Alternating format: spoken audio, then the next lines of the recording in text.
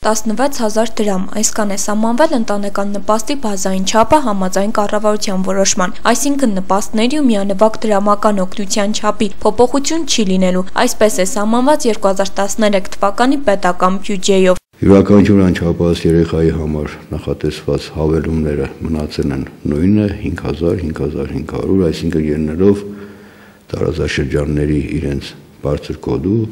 սահմանային եւ այլն այս կարգի խնդիրներից ընտանիքում եթե ծնվել է առաջի երկրորդ երեխան 50,000 դրամ, երրորդ եւ հաջորդող երեխաների համար 430,000 դրամ։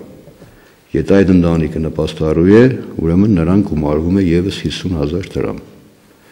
Նույնն է մնացել մինչեւ 2 տարեկան երեխաների խնամքի համար սահմանված գումարի չափը, այն է 18,000 դրամ։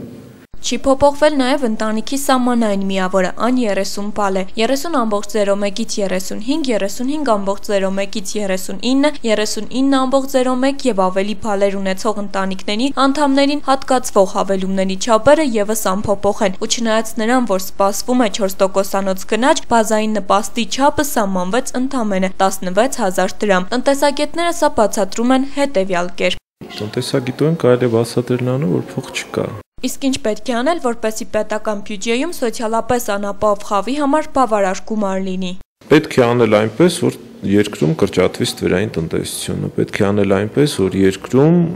հարկեր հնարավորությունը լինի առնվազն 30%, այլ ոչ թե ասենք 22%։ Աշխատանքի եւ սոցիալական հարցերի նախարար Արտեմ Ասատրյանի այն պարզաբանում է, որ մենք չունենք ինդեքսավորման մասին օրենք, որով կառավարությանը կպարտադրվեր ինդեքսավորել նպաստների չափը, տնտեսագետներն անհիմն են համարում։ Պատկերացրեք, օրենքը ընդունվել է, գնաճի չափով ինդեքսավորում ենք,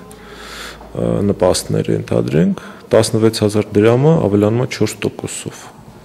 Դա ինչ է լուծում, ինչ հարց է լուծում, ոչ մի։ Ինդեքսավորման մասին օրենք, պետական բյուջե, գնաճ, այս տերմինները Մովսիսյանների նպաստառու ընտանիքին քիչ են հետաքրքրում, նրանք միայն գիտեն, որ 6 անձով ապրում են 6 մետրանոց տնակի մեջ եւ ստանում ընդամենը 27,000 դրամ գումար։ Որ նպաստն մեր չի բավարարում 6 անձից։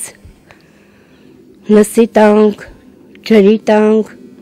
երեխեքին հացի սնունդի տանք, դա չի բավարարում երեխաներին։